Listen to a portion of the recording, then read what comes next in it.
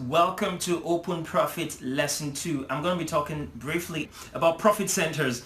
Okay, most of you in business, what you think about is the business, not actually the business as a series of profit centers. Now here's the thing, and I need you to really get this. When you look at your life and your business, money should be coming in from multiple streams, right? So there should be multiple streams of income. Now that sounds really good on paper for most people, eh? And the truth is most people don't have more than one or two streams of income. And they say they're in business. They say they're entrepreneurs. So here's something that you can do about that situation. First of all, reorient your thinking. You need to look at your life holistically, okay? As a series, everything that you can do as a series of jobs or businesses, everything that you can harness, every gift and ability that you have gained some skill in and you can harness, you can take that for a business. For instance, someone who's good at HR is probably also good at things like job applications, preparing CVs and resumes, cover letters and stuff like that. They're probably also good at that. But the thing is, they haven't thought about monetizing that. So here we have two centers. There's HR, which is probably their core day business, and there is preparing all of those documentations which they can sell for a low price to the market.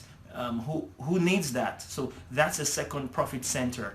Another profit center that can come out of that is business advisory or HR advisory. So this is different from what they do at the office in their employ, and it's different from the second profit center, which is selling the HR knowledge in form of preparing documentation for people who are job seekers.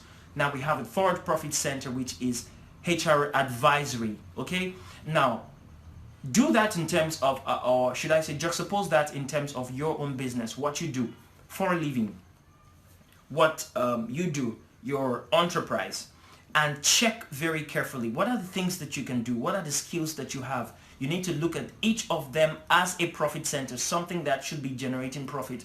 In my company, what we do is to ensure that each department can fund itself. And I learned that from my years of experience working with multinationals in oil and gas, all across West Africa.